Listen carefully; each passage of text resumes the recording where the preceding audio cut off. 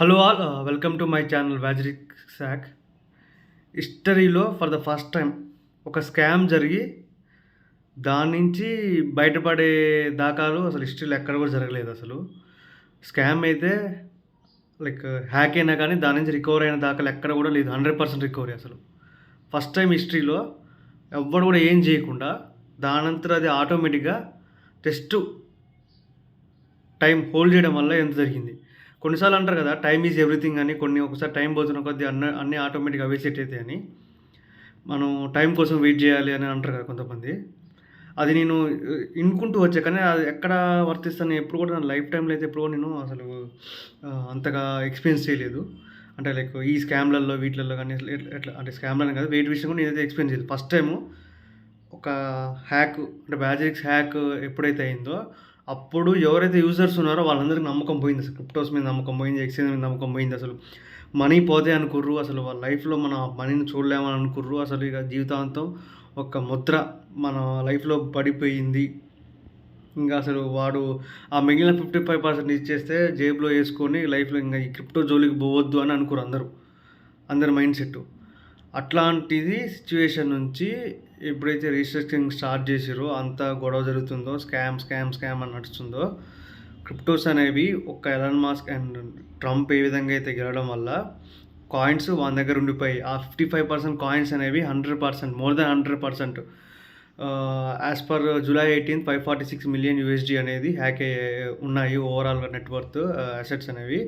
ఇప్పుడు అవి అన్హ్యాక్డ్ కాయిన్స్ అయితే 55% ఉన్నాయో వాటితోటి మొత్తం 100% రికవర్ అయితే అయిందన్నమాట. మోర్ దెన్ లైక్ 101% రికవర్ అయింది. అంటే వాళ్ళు ఏం చేయకుండా జస్ట్ అందరినీ ఒక యూనిట్ గురించి ఉంచడం వల్ల వాళ్ళు కంపెనీ వాళ్ళు అనేది ఎస్కేప్ అయ్యారు. సో ఇట్లా జరగడం అనేది అసలు హిస్టరీలో ఎక్కడ జరగలేదు. నిశ్చల్ శెట్టికి యాడ్స్ ఆఫ్. ఎందుకంటే ఇంతమందిని అసలు మోసం చేసి అసలు మోసం చేసిందా నిజం జరుగుతుందో మనకంతా తెలియదు. ఇంతమందిని ఆపి మీరు ఏం చేసుకుంటారో చేసుకోరని చెప్పేసి లాస్ట్కి 100% రికవరీ అయితే ఇచ్చారు. ఇక్కడ అంటే బ్యాజిక్స్లో 546 మిలియన్ దాటేసి 556 మిలియన్స్కి వెళ్ళిపోయాయి. దీన్ని బట్టి క్లియర్గా అర్థమైంది 100% రికవరీ అయిపోయింది. పోనీ మరి వీళ్ళు ఇప్పుడన్నా కాయిన్స్ ఎవరు వాళ్ళకి ఇచ్చేస్తారా, లేక అది ఆ 546 మిలియన్ డిస్ట్రిబ్యూట్ చేస్తారంటే లేదు. మళ్ళీ ఫిబ్రవరి పైన దాకా వెయిట్ చేయాలి. ఇక్కడ ట్విస్ట్ ఏంటంటే ఇదే, ఒక ఫిబ్రవరి కల్లా నీ మనీ అప్ అయితే ఉండడానికి ఎవరికి తెలియదు. అసలు ఆ వాల్యూ 546 అంతే ఉంటుందా, లేకుంటే 546 800 పోదా, మళ్ళీ 246కి వస్తుందా, ఎవరికి తెలియదు. అసలు దయచేసి నేను రిక్వెస్ట్ చేసేదంటే యాజ్ సూన్ యాజ్ పాసిబుల్ కోర్టుకు అసలు నువ్వు పైసలు ఇచ్చినప్పుడు నేను ఎవరు కూడా ఆపలేవు.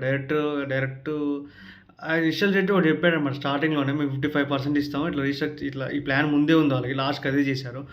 అప్పుడే అసలు చెప్తే అసలు ఎంత గోల్ అయిపోయి వరకల్లా కాయిన్స్ కూడా మన చేతిలోకి వచ్చాయి. అసలు ఇంత టైంలో అసలు ఈ పర్ఫెక్ట్ టైంలో ఎగ్జాక్ట్ టైంలో మన చేతిలోకి అయితే వచ్చాయి.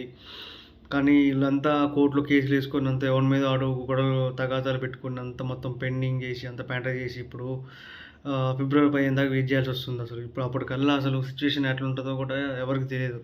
మళ్ళీ డౌన్ అయితే ఇట్లా వచ్చిన ఒక అవకాశాన్ని మళ్ళీ దుర్వినియోగపరచుకున్నట్టు అవుతుంది. మళ్ళీ కాయిన్స్ అయితే చిన్నగా స్లోగా స్టెప్ బై స్టెప్ అయితే అన్నీ రేజ్ అవుతున్నాయి.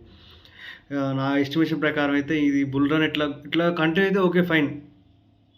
ఫిబ్రవరి 15 వరకు ఇట్లనే మార్కెట్ ఉండి 546 అవసరం లేదు, ఎక్కువ కూడా అవసరం లేదు. ఎవరు టోకెన్స్ వాళ్ళకి ఇచ్చినట్టు ఒకలా ఫామ్ అయితే మాత్రం చాలు. ఇక్కడ కాకపోతే వాళ్ళు ఇందులో కంపెనీ వాళ్ళు ఎటువంటి మోసం చేయకుండా ఉంటే ఎవరు కూడా ఏం కర్మ ఎవరికి ఏం తగలదు, అంత బాగానే ఉంటుంది. యూజర్స్ ఎవరైతే USD వాల్యూ ప్రకారం కాయిన్స్ ప్రకారం రిటర్న్ ఇవ్వాలని నేను కోరుకుంటున్నాను. ఇట్లాంటి మరిన్ని వ్యాజిక్స్ సంబంధించిన న్యూస్ కోసం మా ఛానల్ వ్యాజిక్స్ హ్యాక్ని సబ్స్క్రైబ్ చేయండి. Thank you for watching.